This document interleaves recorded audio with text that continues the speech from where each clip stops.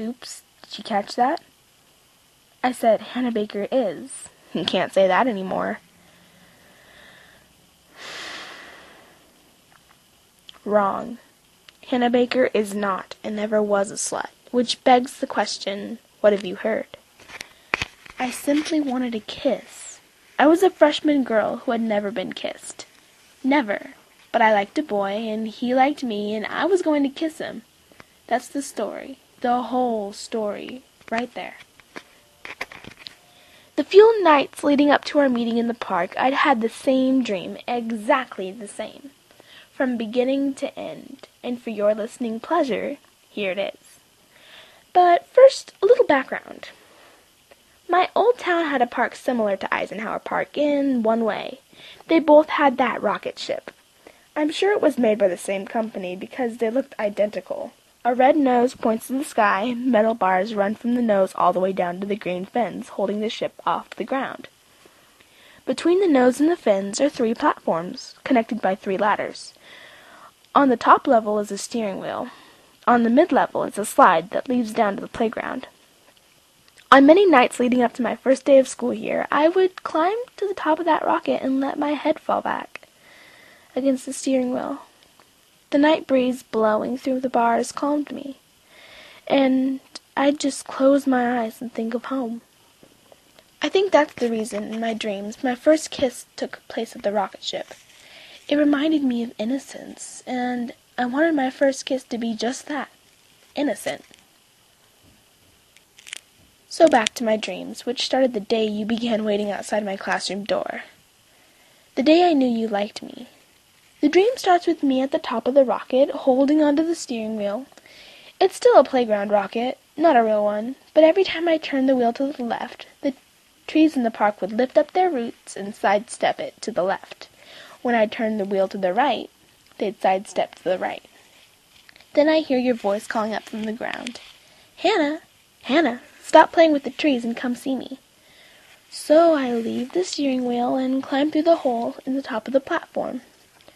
But when I reach the next platform, my feet have grown so huge they won't fit through the next hole. I poke my head through the bars and shout, "My feet are too big. Do you still want me to come down? I love big feet." You shout back, "Come down the slide and see me. I'll catch you." So I sit on the slide and push off, but the wind resistance on my feet makes me go so slow. In the time it takes me to reach the bottom of the slide, I've noticed that your feet are extremely small, almost non-existent. You walk to the end of the slide with your arms out, ready to catch me. And wouldn't you know it, when I jump off, my huge feet don't step on your little feet. "See, we're made for each other," you say. Then you lean in to kiss me, your lips getting closer and closer, and then I wake up. Every night for a week, I woke up in the exact same about-to-be-kissed spot.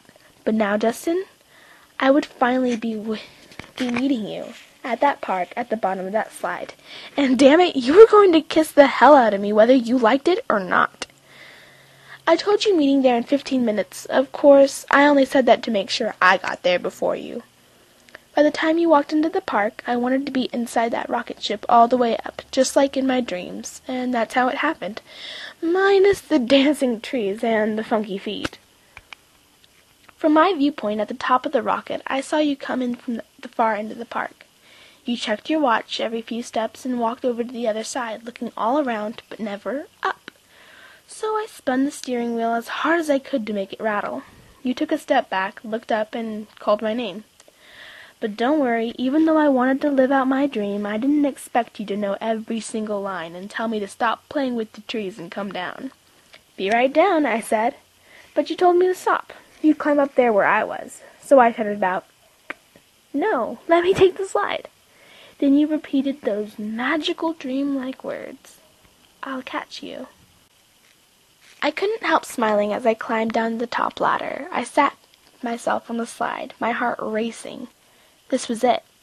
All my friends back home had their first kisses in middle school. Mine was waiting for me at the bottom of a slide, exactly as I wanted it.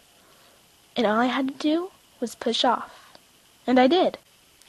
I know it didn't really happen like this, but when I look back, it all happens in slow motion. The push, the slide, my hair flying behind me.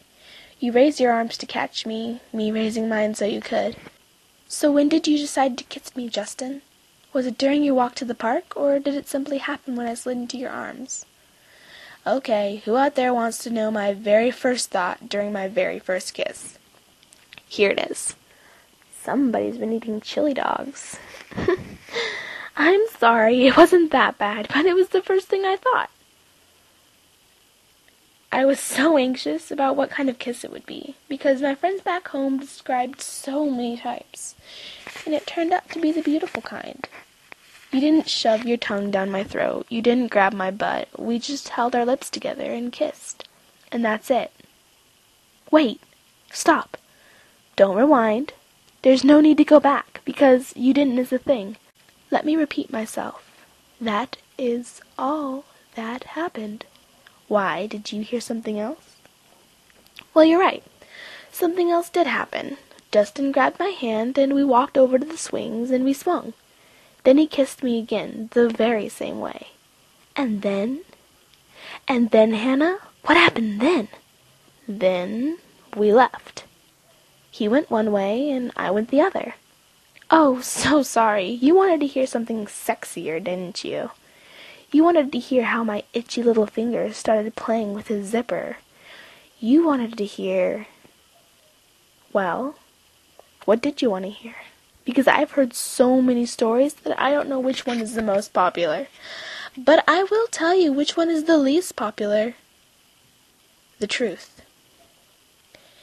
Now, the truth is the one that you won't forget. So thank you, Justin. Sincerely. My first kiss was wonderful, and the month or so that we lasted, and everywhere we went, the kisses were wonderful. You were wonderful. But then you started bragging. A week went by, and I heard nothing, but eventually, as they always will, the rumors reached me. And everyone knows you can't disprove a rumor. I know what you're thinking. As I was telling the story, I was thinking the same thing. A kiss? A rumor based on a kiss made you do this to yourself? No. A rumor based on a kiss ruined a memory that I hoped would be special. A rumor based on a kiss started a reputation that others believed and reacted to. And sometimes a rumor based on a kiss has a snowball effect. A rumor based on a kiss is just the beginning. Turn the tape over for more. Oh, and Justin, honey, stick around. You're not going to believe when your name pops up next.